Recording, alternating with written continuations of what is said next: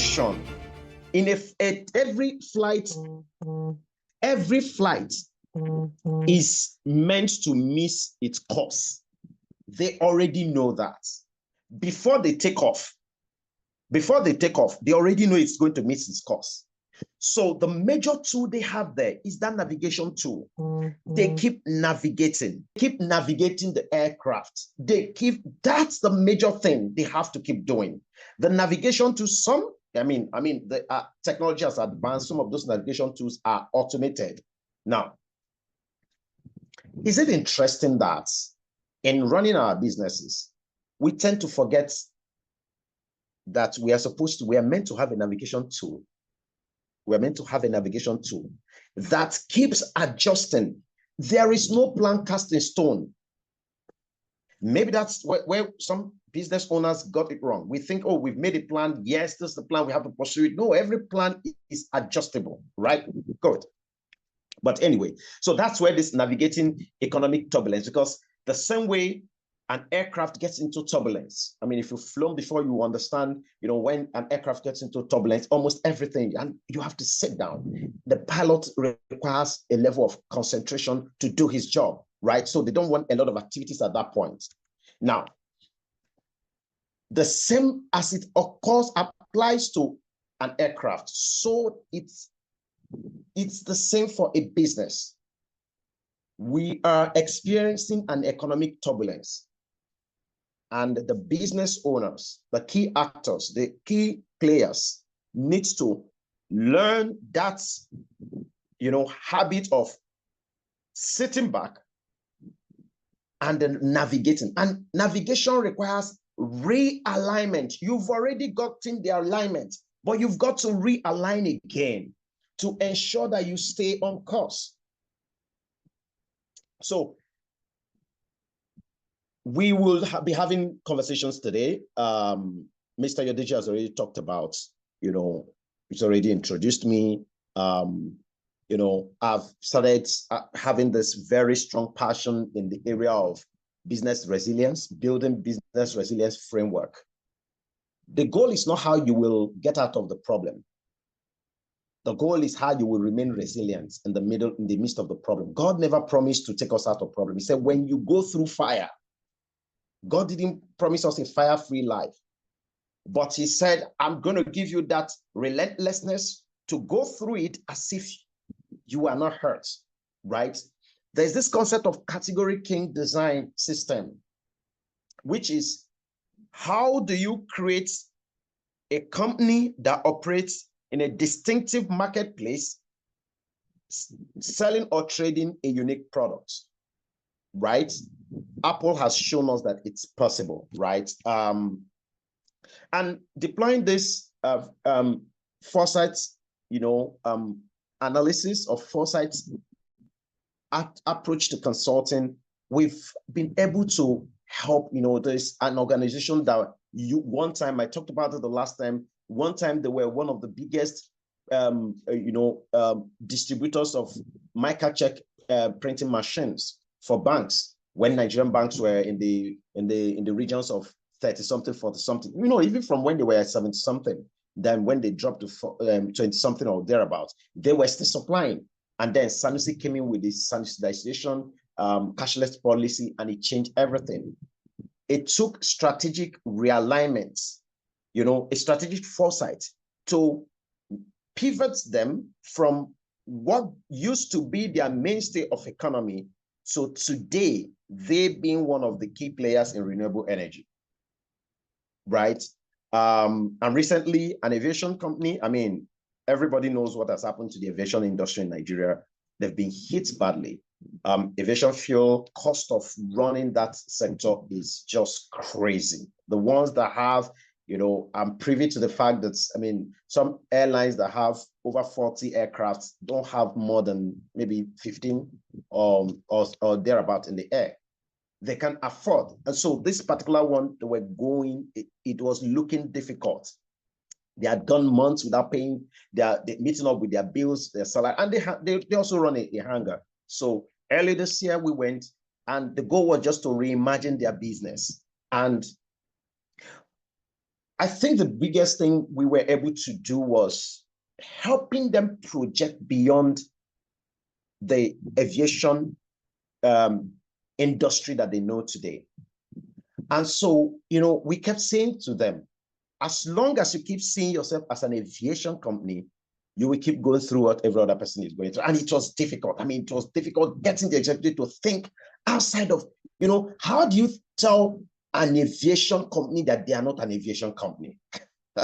It was a difficult task. For 3 days we kept asking questions. Strategic foresight is about asking questions and asking questions. The problem is that we are used to expecting answers for questions. No. In our strategic foresight sessions, we don't ask questions to get answers. No, we ask questions to get other questions. Questions beget questions. Small level question begets big, higher level questions. So we kept asking the question, until it was at some point, it was like you guys, what are you talking about? And we say, you know what? It looks like driving forward is not helping. Can we go back? And we asked them, 40 years ago, what was the aviation industry like? The moment that question came, it kind of started, and we said, everything you and I know today didn't exist 45 years ago, 50 years ago in the aviation industry. What they called an aircraft was not what we have today. And I said, the companies that refuse to think outside of that box of what they knew, they have already gone down. Today, a new set of assets are in the air. And so at the end of the day, what they came out of that retreat with was understanding that they were more than an aviation. They were more than an airline. They were more than just people playing in the aviation industry, because we're able to do studies, and we went further and we even showed them case studies. That is we're not just daydreaming. We show them case studies of countries that are already experimenting some of the things we told them were the future of aviation. So I'm hoping that the conversation we'll have tonight will challenge us to think differently about the future of the business you and I are running. Because we tend to be stuck with what is handed to us. And I always give this analogy that imagine that your father passed on a business of floppy disk. I'm sure most people here will understand floppy disk. If they were Gen Zs, I would say they don't know what floppy disk means. That used to be the hard drive. That used to be the storage drive, floppy disk. It was a big business then. Imagine someone said, my father left me a legacy of a floppy disk manufacturing factory. It occupies 5 acres of land. The truth of the matter is, that can look like a supposedly big on paper business, but it's not. It's a business that has already died in the past. So what most of us are struggling with is either running the business with the template that was handed to us, or running the business that was handed to us for which the lifetime is already dead. So I will start by saying, what's strategic foresight and how can it future-proof your business? And I'll use this scripture to hopefully help us have a better grip of it. Proverbs chapter 22, verse 3 says, a wise man foresees evil. In New King James Version, it says, a wise man foresees evil and hides himself, but the simple pass on and are punished. Now, initially, each time I saw this scripture, either in King James Version or which says, a wise man sees evil and hideth himself, I thought it was about, take cover, protect yourself, hide, But looking at it in the Passion Translation helped throw more light to it. He said, a prudent person will, with insight, foresees danger coming and prepares himself for it. So strategic foresight is, how do we prepare your business for the coming evil? It's not, our conversation is not, how do you avoid having dinner with the devil? No. Our conversation is, how do you get a spoon that can help you have that dinner with the devil without having contact. All right. So objective, again, I'm sure most of you probably saw it in the circulated messages. Engage in real-time problem solving, share experiences with fellow entrepreneurs. So it's you sharing your own experiences, and hopefully we use that to give other people some insight. And so if you're a business owner and you're listening, please keep an open mind. Something someone else will say might give a clue to the question or the answer that you have been looking for. And then, of course, we are hoping to learn actionable strategies for economic resilience. All right. I want to start with a question. So please just type on the keypad, just type on the comment section. Which economic factor is most affecting your business today? Which economic factor? Please just pick one. I know some people will say everything is doing my business more. Just pick one. Which economic factor is most affecting your business today? All right. I have 5 options. 1, currency fluctuations. 2, supply chain disruptions. 3, consumer spending changes. 4, policy uncertainties. And 5, market volatility. Please type. I want to start seeing your responses. Please type in the comment section. Which one is your own, please? Okay.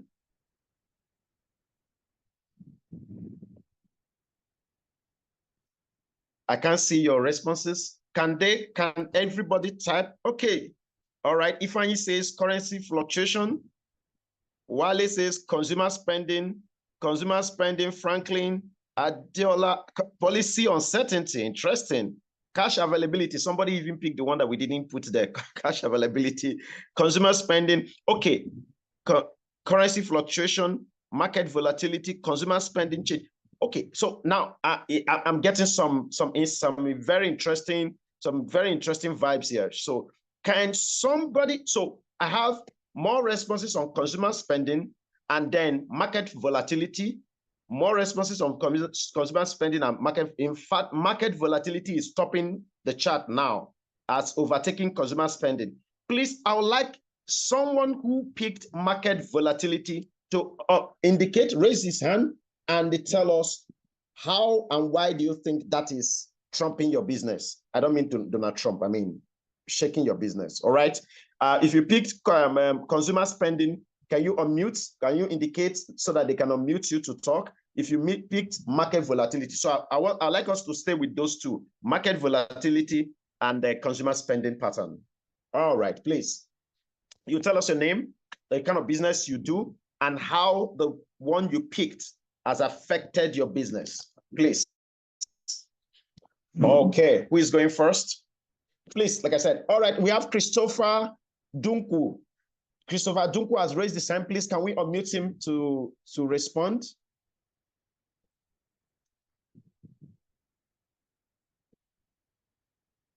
Okay, Mr. Christopher, please. Can we unmute him, please?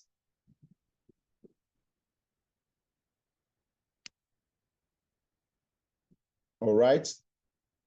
Who else, please? If there's any second person, you can also raise your hand so that we can put you.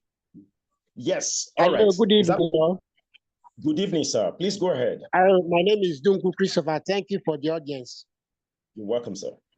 All right. I'm into real estate, and most people I talk to, they say what they are interested now is how to pay school fees, feed their children, and not buying of land.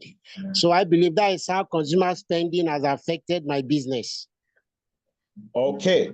So, all right, Mr. Christopher, please stay there. Stay on, please. Okay. Do you mind if we drill further? Because this is a learning session. We are going to take Nkiruka after you. Do you if we ask a few more? All right. Okay. So where do you practice your real estate, sir? Okay, we have some land at Moniya, Ibadan. We also have at K2 Ekbe. Yeah.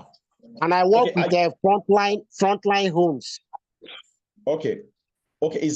Okay, you work with a real estate company. Yes, frontline homes, yes. Frontline homes. Okay. So what do you people specialize in? Are you into development or you are into agencies, land sales? Okay, we specialize in land sales and also we have houses. Yeah. But which one do you do more? Hello?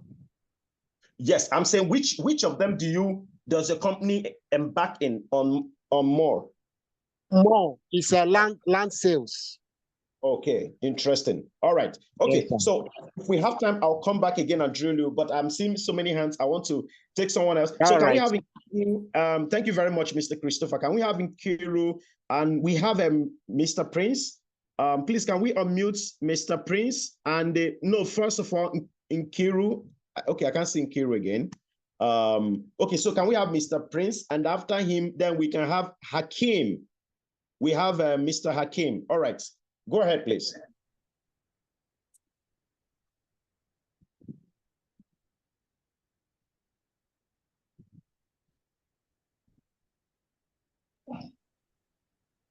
So please go ahead. Oh, okay. Thank you. You. Prince is on. Okay, Prince, go ahead first. Okay. Yeah, I run the national organization. Market volatility, so only one of the key things that is using to fly because one. So if you have an appointment with somebody who wants to compromise you, by the time you go to the customer, you don't know, I'm sorry, nothing will be stored, not able to create a good because one is trying to, they said nothing can go to do this because one, this is not flowing the way it's supposed to flow. Mr. Prince, I'm struggling to hear you. Please, can you take it again and speak slowly? I'm struggling to hear you, please. Okay, I said I work with an insurance company. Okay. Yeah, market volatility is one of the things that is affecting our business now.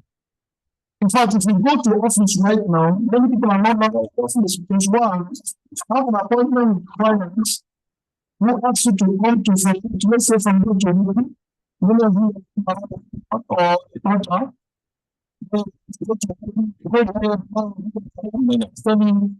sorry, that's what you discussed before now. I don't think I'm going to go further for it because one, things are not really supposed to work. Things are changing now and then. So for that reason, sources are affected. The post office every month will be more $20 million resources to 5,000. Okay. So okay. Thank you, Mr. Prince. The audio is a little bit squeaky, but I know I only heard you operate in the insurance space, so I would take that. But I want to quickly take Mr. Hakim. Mr. Hakim, and then we'll come back. Question I want to. Thank you, sir. Thank you. Are you hearing me? Yes, sir. So I mean, I also play in the real estate space, like the first speaker. And the reality of the matter is that quite a number of the factors that we have highlighted have created significant volatility in the real estate market. So currency fluctuation, for example, 80% of the input in this industry are imported. So you can imagine whenever there is a naira depreciation, that affects the price of input materials. Supply chain disruption, we are not yet out of the negative impact of COVID because a lot of the materials that we use are from China. China is the supply chain capital of the world. With the war in Ukraine and Russia, steel has gone out of the roof. So by February 2020, price of steel reinforcement per metric ton was 140,000 naira per metric ton. Today, landing cost is 1.3 million naira. You know, so all these have created very, very significant shifts in the market. And so the price of products are getting out of reach. And like the first speaker also said, today we speak of share of the pocket, not share of the market, because people look at their priorities. And for a lot of people, you know, buying property is not the priority at this time. And people also tend to make real estate decisions at a time when the environment is stable, because this is most likely the largest single purchase decision they will make in their lifetime. So it's not the kind of decision when they want to make where there is crisis here, there is instability here, there is, so all these have created very significant negative shift in the marketplace, and that's why I think everything around is wrapped up in market volatility for real estate. Thank you very much. Thank you, Mr. Hakim. Mr. Hakim, are you a developer or you play in the agency space? I play in most of the spaces. So I have a development business. I have a management business as well. Okay, so Mr. Hakim, I will take your case and the case of Mr. Christopher, and I would like to ask the audience. So how do we navigate this? I want us to take these two cases, but I want us to focus on the real estate. With what is happening, what do you think is the best way to navigate as a real estate developer or a player? If you are selling lands, you are just making your agency and commission. What do you think is the best way to navigate? And the second question is, do you think the market has dried up, or do you think the market has moved somewhere? Okay, so let me put it this way. Do you think the real estate market has left the cave of, no, sorry, where was Elijah? It was the raven was bringing the food, maybe it was under the cave, wherever. Do you think the do you think the real estate in Nigeria is the case of the brook is drying? Or do you think that the real estate issue is that the supply or the source has moved to Zarephath? I hope I'm not confusing you, but I'm just trying to use that analogy to make it clear. So please, if you just raise up your hand, I want us to drill down a little bit on this real estate, because I am sure there are other players in this space. So can we drill down on it? If you have an answer, please answer. Just raise your hand. They unmute you. Someone is watching you. The big brother is watching you. So if you have an answer for us, just raise your hand. Like I said, it's us entrepreneurs sharing the experiences and knowledge. Who is going? Who is going?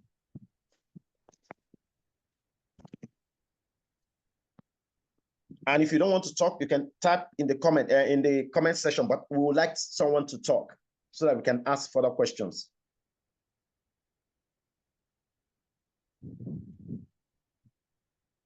Mr. Hakim and Mr. Christopher, you're also free to talk, please. You are not excluded. The question is, someone is saying, I'm just joining. The question is, two people in the real estate space say that the market volatility and the consumer spending, change in the consumer spending pattern is affecting their business. Okay, we have Mr. Festus Akin. So I'm asking, is the problem in the real estate a case of Elijah or Elisha at the brook, that the brook has dried? Is it that the brook has dried? There is nothing you can do. It has dried. Or is it a case that this market has moved to Zarephath? So that's the question I asked. I just used those analogies. So can we unmute Mr. Festus Akin to give us an answer? Good evening, everybody. Good evening, sir. My response to that question will be very simple. And I think as businessmen and professionals, the business is still there. What we need to do is to adjust our mindset, review, and be focused. What do I mean in literal terms? Nothing is happening to the business. It's just the policies and whatever expertise remain the same. So we adjust and keep a positive mindset. And let me make it clearer. For the new entry into this business, they are coming to think and strategize a dollar at 1,007, and they are going to create new markets. So the money is still there, the market is still there. We are just living in the past, and we just need to adjust and realign our thinking to the new reality. Thank you. Thank you very much. I don't know if you got Mr. Festus, but I think he dropped a lot of things in sandbags. It's what everything he said had, very big weights, but he dropped a lot of things. But there's something he said. towards the closing part. He said the new entrants. So in the real estate, yes, Senilolu also believes that, Oluwole also believes that the brook, he believes that the brook has dried. Someone else said, Ayobami says that the market has moved to Zarephath. But like Mr. Festus said, towards the ending of his comment, he said, the new entrants are coming in with the mindset of naira at 1,700 naira, a dollar at 1,700 naira. The existing players are still hoping and waiting that one day this thing will reverse. So there is a team that is still going back to the cheese. They are going to look for the cheese. But there's another set of team that came in that never even knew that the cheese ever existed. I don't know if you got that. So we have Modest said, my opinion is that we should think outside the box. Can we look inward and reduce the dependency on imported materials that constitute 80% of the inputs, thus reducing this percentage? Now you have Modest has tried to open another thing. You know, there are two schools of thoughts in this whole idea of reduce dependency on importation. One of them is, do we have enough locally that can meet the demand? That's one school of thought. That school of thought said, even if we all decide not to import again, do we have the capacity to, what we are producing, can it feed the market? That's one school of thought. And we need to listen to that school of thought and obey. I said, Olufisayo said, I think it's necessary to consider cheaper and more affordable housing coupled with spreading the payment over many months. Okay, Mr. Olufisayo, I will skip the second part, spreading over many months, because most real estate players are doing it, but I will take the upper one. More affordable housing. Okay, I'll keep that part. Now, going back again to our conversation, Mr. Festus laid something. He said, new players are coming in. As far as they are concerned, dollar is 1,750 naira. So naira is 1,750 to a dollar. That's the reality. So they are building with that mode. The people who have been there are still dealing with what they used to know. Then someone, I don't know whether it was Mr. Festus or the gentleman that spoke before him, said, we need to create something else. We need to create something else. The issue here is that you should also look at the new customers. Hey, that's another point. You know, in the real estate space, on these options, you know, there is consumer spending change. Within that consumer spending change is also new consumers. And I would like Ayobami or any other person to please help us expand on what he thinks is the new customers. You know, he just went to something else. And I'm going to come back to that. The new. I think the problem we are dealing with is what we know. We are so blinded by what we are used to that we are not seeing what has entered. So, Mr. Yobami, please, if you can unmute. Okay, if you can I'm unmuted. I'm unmuted. Shoot. Thank you so much, sir. Thank you for, sorry I joined late because I'm still in the office. For me, I think the classical point here, when you said, I could hear you refer to the book, Who Moved My Cheese? And what just occurred to me is that I'm a new player in the real estate business, but within my short period of being I've been in the business now for maybe like 3 months, thereabout, but I now realize that there are a whole lot of new customers that maybe some of our colleagues in that business before now were not looking at. Case in point, our company, the company I work with, we used to have 3-4 bedroom apartments, duplexes and everything. But it will shock you that recently we started doing 1-bedroom apartment, 1-bedroom, 1-bedroom fully furnished, 1-bedroom apartment, and we are disposing such, we're selling such property for 50 million and it's going off the market like pure water. And for me, who are the people taking one bedroom? You know, when for people like us that are 50 or 50 something years, we are used to living in big houses. So the customers' profile is changing. These guys, the millennials, the Gen Zs, they don't want to carry all the family members to stay with them. They just need a comfortable place. Because in my wildest dream, I wouldn't know that people will pay one bedroom apartment 50 million naira and they are comfortable with it. You understand? So that gave my organization a different perspective that, you know what, doing 4 bedroom, doing 5 bedroom is no longer in vogue. Let's do 1 bedroom. The other thing we did was that we went out of Lagos and we started, with the reputation that we have in Lagos, we started developing new markets, selling cheaper lands, and people are buying. That's my contribution. Thank you. Thank you, Mr. Yobami. You just nailed it. Thank you. So have you seen the definition of new customers? He has talked about there is a new kid on the block called the Gen Zs. See, and I think this is very instructive for Full Gospel Businessmen Fellowship because Full Gospel and Pastor Olusodo, when he was talking about Full Gospel, he said he's over 70 years. I say, hey, Full Gospel is even older than Nigeria. Now, the challenge with our, okay, I have a gentleman, we must listen to Mr. Paul Wolisa. So please, I want us to unmute him. I don't want him to forget what he wants to say before I make my comment. Thank you, Mr. Yobami. You really broke the leg of the table. Please, can we unmute Mr. Paul Wolisa, please? Thank you, sir. Thank you very much, Peter. It's quite interesting discovering using real estate to deal with our businesses.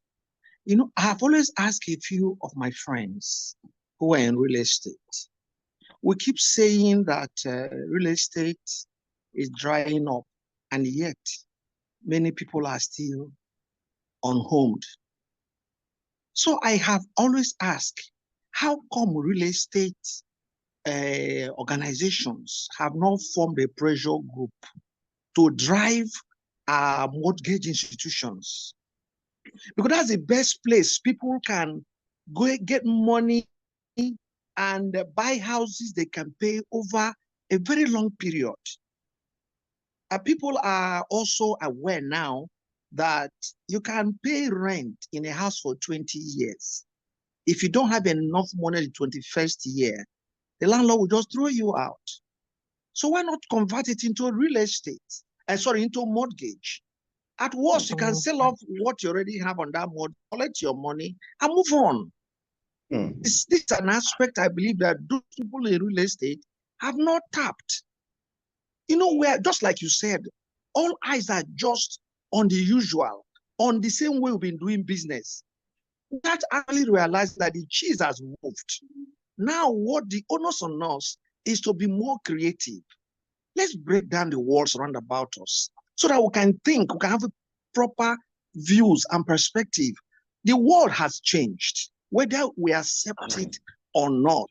I'm happy with the last person that just spoke. Now, people can buy 1 bedroom house for 50 million and they're comfortable with it. And meanwhile, some people are busy, head bent, are building 6 bedroom duplexes. And they will remain in the market for so many, the current price. How many people can afford to buy it? It's just school of thought I think I should drop. Thank you very much. Thank you, Mr. Paul. This is, you hit, say, Mr. Paul is, please, I would like you, I know this session is not about, oh, I disagree. No, please. For everybody who is making comment, I want you to hear the underlying thoughts there. He said, why haven't the real estate come together to form a pressure group? Now, he might be saying pressure group. One other thing I heard at the base of what he was saying is, there's something called the age of convergence. Please, Dr. Kemi Onanuga, please, I will call you in the next 3 minutes. Please, I would like to get your thoughts, please. There's something called the age of convergence. 3 years or 4 years ago, the Apex Bank had our team in Abuja talking to all the senior management team. That was when the crypto bubble happened, when they banned cryptocurrency and all that. So I went there. At the session I was facilitating, I asked them, I said, should CBN have imposed the level of policy, the stringent policy they did on crypto? They say, Peter, it was an unregulated market. I said, see, you guys are, for the 5 days, almost every day I had a professor sitting in the class, PhD holder. So who am I? I said, see, excuse me, sir, I'm not here to compete with your intelligence. Your intelligence can buy me as a human, can buy my retirement benefit, but that's not where I'm going. But I'm just here to challenge our thinking. And I said, the challenge we have is we tend to shut down what we don't seem to understand. Right there, I was telling them that we've been singing financial inclusion for digital inclusion and financial inclusion for many years. And the Nigerian commercial banks were not doing anything. They were not scratching the surface.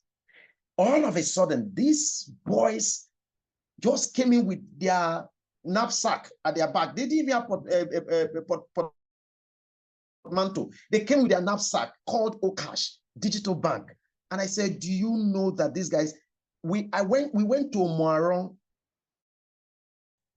for my friends, a family friend's late father's burial, Omuaron.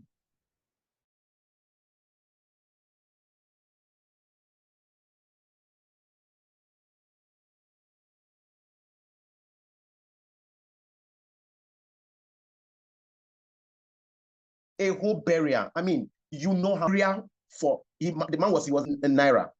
A whole burial was done in Omuaron, in Lorry, with the entire money, everybody that traveled, the entire family, all of us that traveled spent cash, physical cash, was less than 500,000. I mean, millions were spent. I went into the forest with my friend to go and buy cow, and transfer.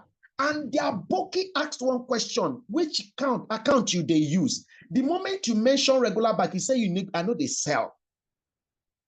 It shocked me. In the remote village of Omuaron, we bought a wedu in the market, and the market woman account will low.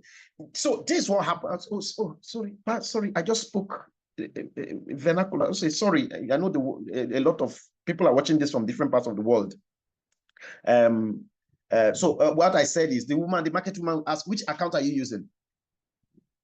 If you say I'm using Zenith Bank and I'm mentioning this bank so that they can hear me, GT Bank, the regular bank, they will say, you will do transfer, you will wait until I say alert before you carry the goods. So, and that's what they did. Buy them, we will wait. The moment you say it's OP, money point, all these, if you transfer, in fact, one of them, I say, Mama, let me wait. Mama said, Mama, worry. Oh, my wole. Mama said, don't worry, it will enter.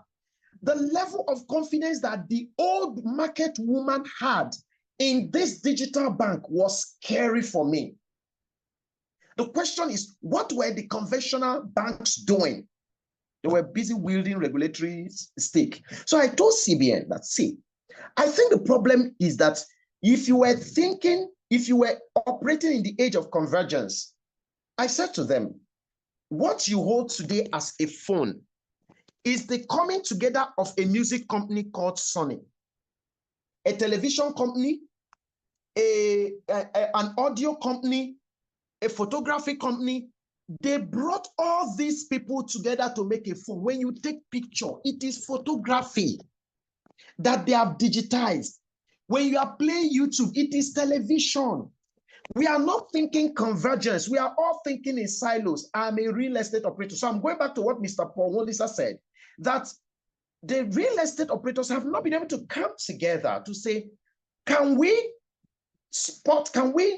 map the value chain of real estate? In the mapping of this value chain, there are so much economy and industry that you can even evolve that we are not thinking about today. But please, enough of me.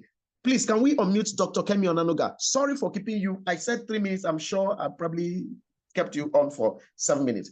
Can we have Dr. Kemi Onanuga? Thank you so much. Yes. Good evening, Dr. Eze. Thank you so much for this topic. I'm one of the women on the line. So I'm glad, a woman is chipping in. And thank you, Mr. Olusodo, for inviting me at all times. The first thing is a comment, and I'm sure everybody in real estate knows this. The access to capital is still a very closely guarded secret. And it's a nightmare for those of us in property development. I'm a property lawyer, and I'm the head of the real estate practice group at Olisagbakoba legal practice in Lagos. And we have numerous clients who are in this space. And it's the same story, it's the same hardship. The navigation of legislation, government assistance, ease of doing business, access to capital is a nightmare. And those who know how to access capital have kept it as a closely guarded secret. And we know that for economic development, if we don't streamline how there's going to be an intersection between capital and real property, there's not going to be any real development in this country. One of the books that I've read and I recommend highly is by Hernando de Soto called The Mystery of Capital. When you read that book, it just opens a bigger conversation to what we're talking about on this platform, and thank you so much. I've never spoken on this platform, but matters concerning real estate touches my heart because I've been in the business, and it was my reason for going into law, which is why I became a property lawyer. It's still very mysterious in this country, but I think the secret to the economic development of Nigeria is still very, very much tied to the development of real property. And I pray that one day our eyes will be open to various ways of doing the real estate business and the help that government must give in the passing of legislation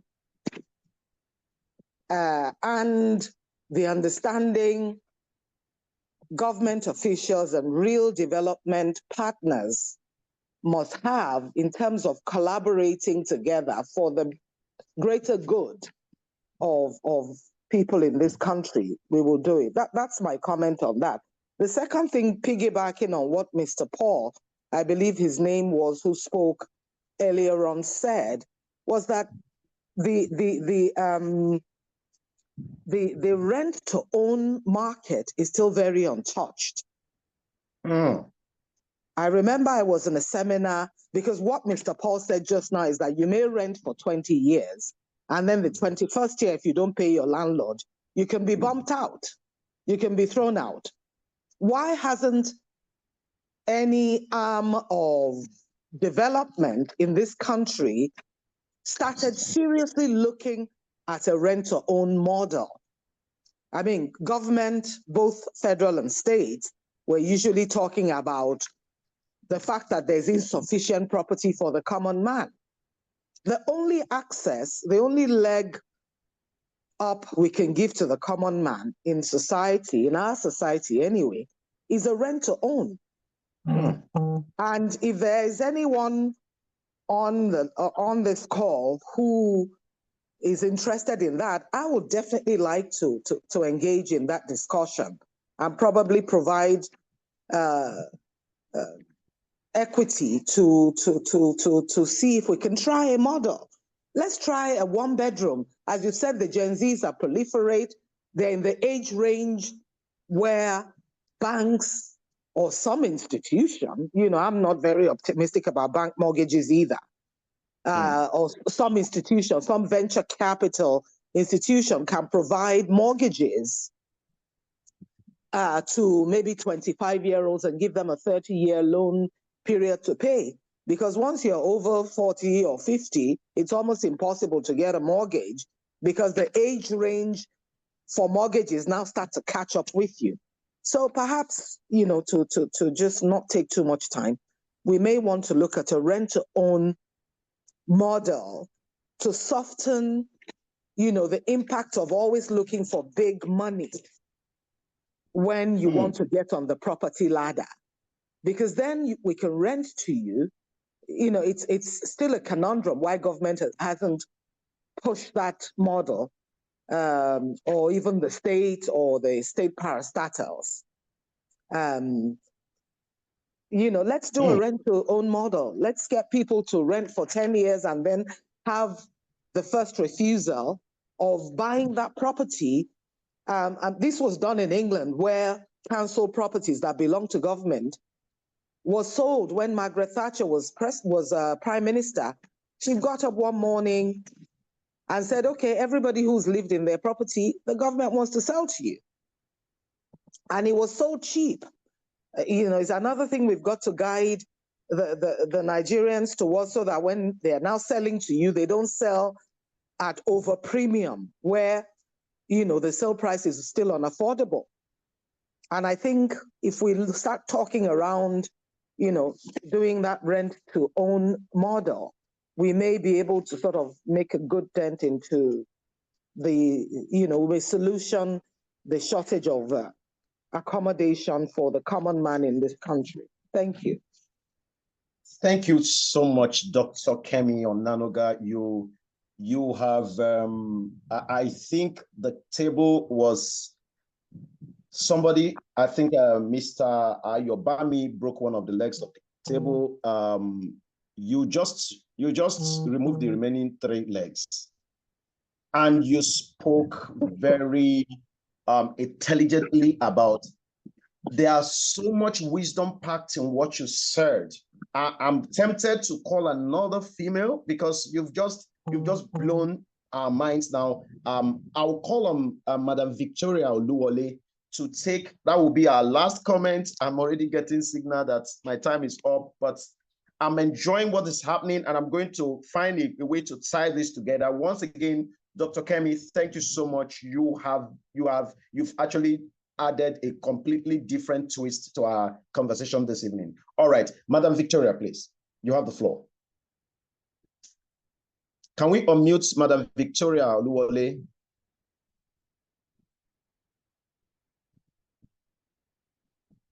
Okay, admin, please. Thank you.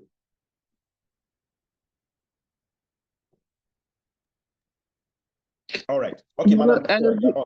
Yes, good evening, everybody. Thank you very much for having me. Thank you so much, sir. I just want to say something based on what Dr. Kemi just said about rent to own, which is what myself and my husband have been looking into doing for like 2-3 years now. But we kept on eating a war, 100 million, 150 million, you know. And I look at it, when exactly is a young couple or a young family going to actually buy a house, you know? And Mr. Ayobami Ogunkeye said that 1 bedroom for 50 million. Wow. You know, I wouldn't say that's a lot. We know how building cost and everything is, but even at that, that's still reasonable. You know, somebody that is earning, like, for example, 1 million to 2.5 million naira in a month should be able to buy a property and spread it for like 5 years, 6, 7 years, or 10 years.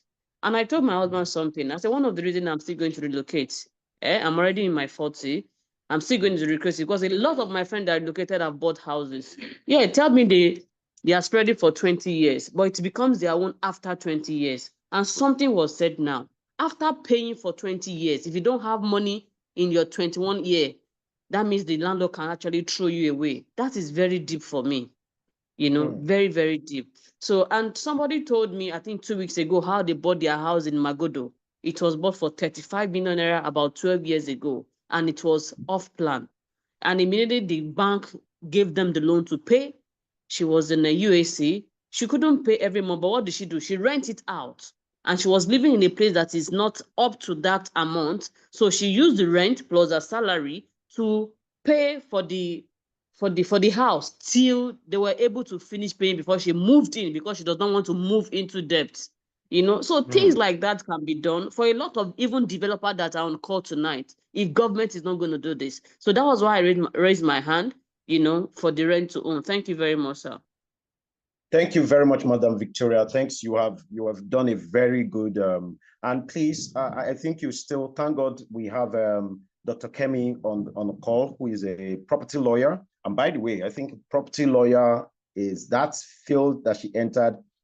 I think that's where maybe I may be biased, but I think it's one of the virgin spaces in legal practice as far as Nigeria is concerned. But we need to develop it. Okay.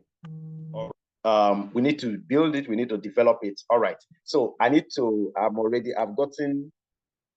now getting threats to round up. But it's been an insightful conversation. You see how you're sharing your own experience has shaped this. But I want to drop this. The solution is in the gap, not in the main. The solution that you're looking for is always in the gap. While Dr. Kemi was sharing, my mind just went to Mr. Odunsi, the guy that put this the move hill riding business. Uber was already operating. Uber would say, we own the app, you own the car, we don't own any assets. You will own the car, we will use the app, help you make money. But Odunsi and his friends said, where is the gap that nothing is happening? And that gap said, we will not own the app, we will not own the car, we will not own the driver, we will not own anything. All we will own is we will own knowing who to give us money to procure these cars. And we will call drivers to come and pick the cars and start doing their business. And that's what brought about this Suzuki Uber cars. And I hear that Move has entered is it UK? It's in Europe. And I don't know the particular countries in Europe now. It has penetrated in South Africa. It is now moving into, I think it's in the US. Maybe it's moving, but there was a particular message, an email I got saying that Move has moved into one European country. And I thought, and nobody would have known today's business here.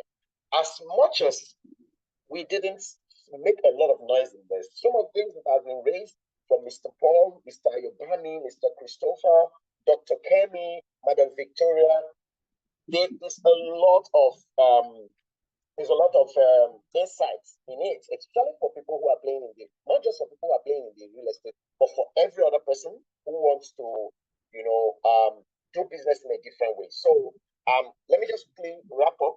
Mr. Yodeji, can you give me, do I have up to 3 minutes to just wrap up? Sorry, So, you don't, sir. Sorry? You only have, I said, I'm sorry, sir, Hello? you don't. You probably have Hello?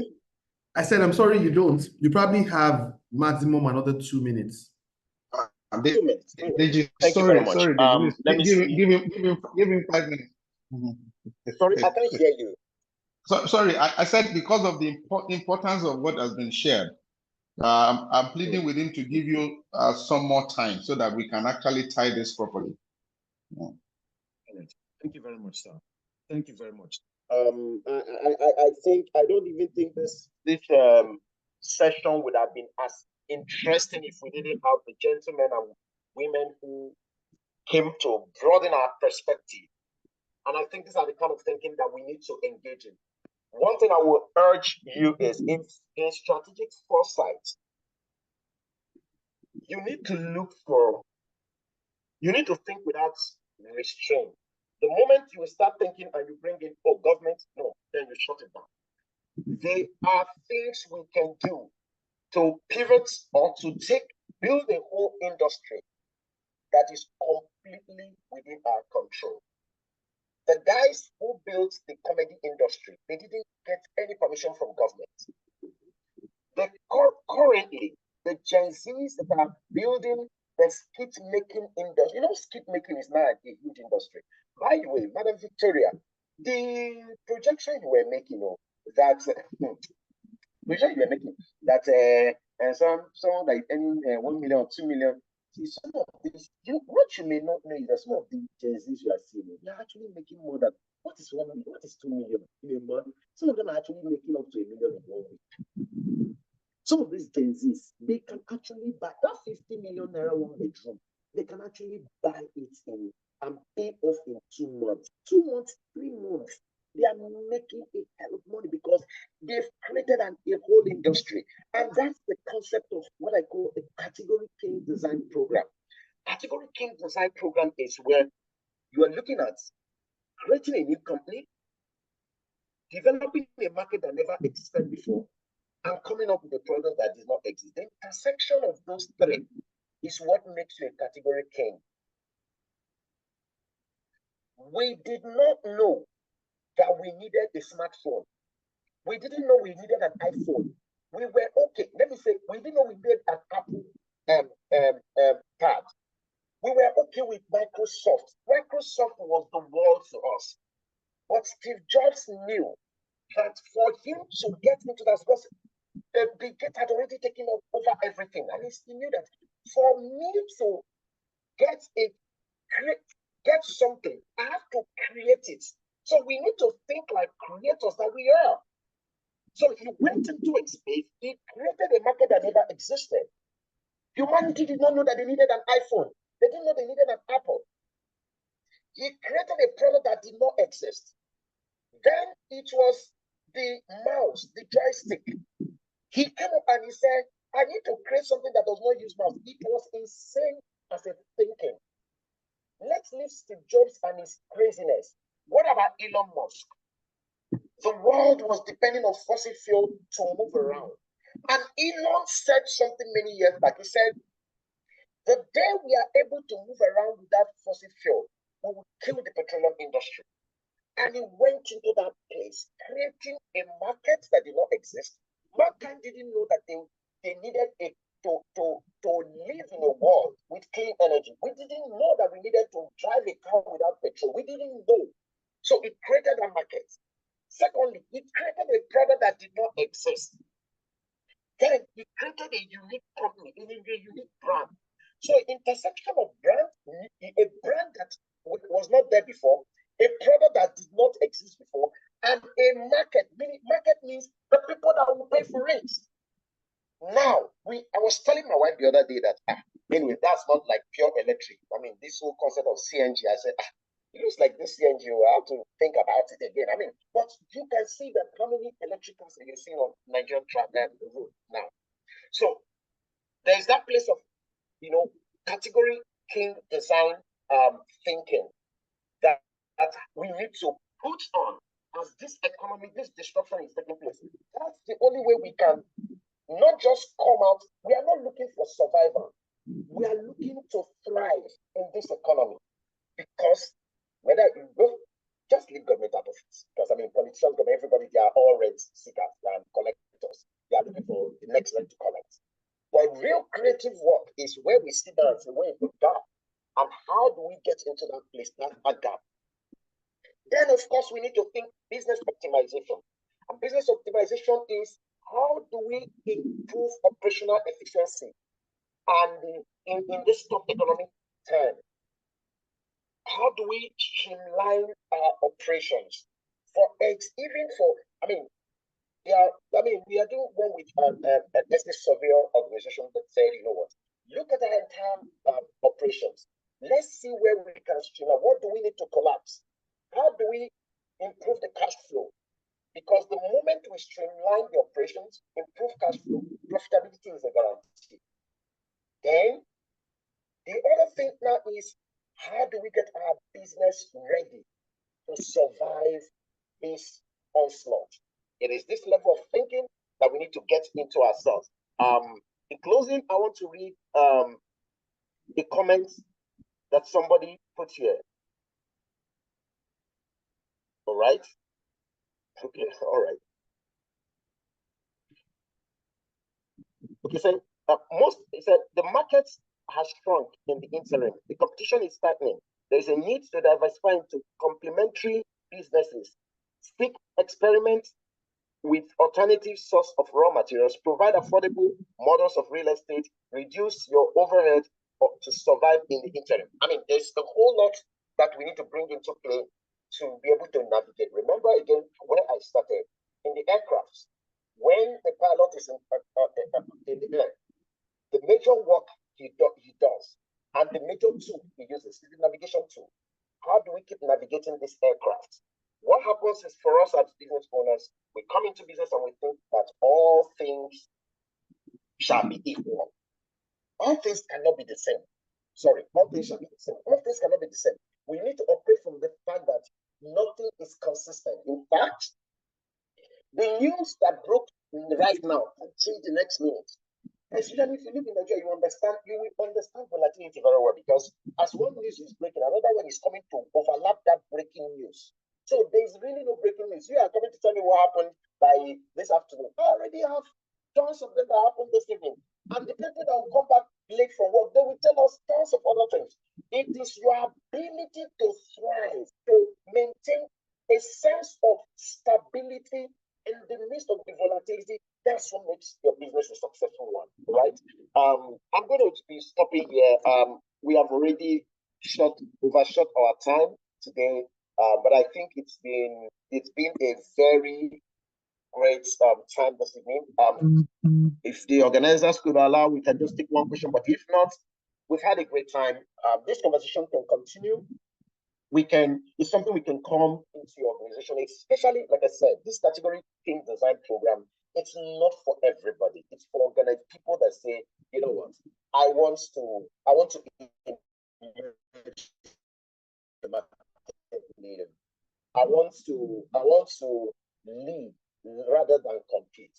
One thing you cannot afford to do in Nigeria today is to compete, because the person you're competing with, you don't even know what is backing them. There are some politically exposed people that are behind certain businesses. The only way is, how do I take the lead? And you can take the lead when you create an entirely new market. It's possible. I have told you, Gen Zs and millennials, they have done it. Skits is a new market. They created it. Today, you and I binge on comedy. When you are tired and bored, you go to Instagram, you go to TikTok. It just keeps you. And every time you're watching, somebody is making money. Somebody designed that business model. In your own business, how do you need to review? There were a set of questions I wanted to ask you, but you just didn't have the time. What do you need to incorporate into your business model? Or how do you need to rethink your business model? How you are making money, or what makes money for you? To be able to take advantage of this chaos. Every time there is chaos, somebody is making money. Why are you not the person making the money? You and I need to have a different thinking. It was in the midst of that chaos that God created the world. The Bible said the Spirit of God entered and hovered over the surface of the earth, and God said. So if God did not wait for everything to be done, of course, the Holy Spirit had to create some bit of order, and then God created. But I'm saying, how are we bringing our divinity into bear? How are we framing our change? What frame of reference are we using to follow what is happening in the economy? And I trust and I believe that God is going to help us. So we still have an opportunity. We can still engage.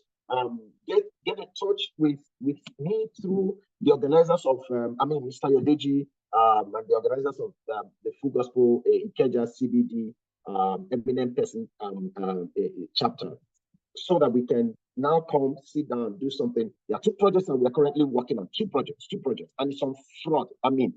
The part I didn't get to is that in the midst of money, you're not making money.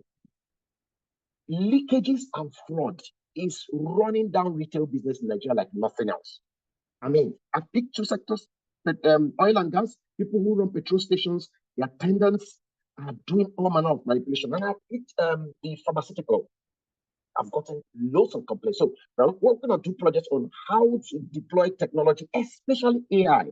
And I've gotten to that point where I've decided that I'm not going to trust any human being. It's going to run without assuming that any human being exists. It's not going to trust anybody, including, one of the things I plan to have to say on the day we would have a review with one of the oil and gas companies to say, okay, even you, we don't trust you. we are going to design this not to trust anybody, and it's going to operate. That's the only way we are going to be able to do this. So we are looking for how we can integrate AI to check fraud, to track fraud in retail, especially retail. You know, I've heard tons of stories. So those are some of the projects that we are currently, doing for a few organizations. We are still at the pilot phase, but we know that technology can help us maneuver this. Thank you very much for giving me this opportunity.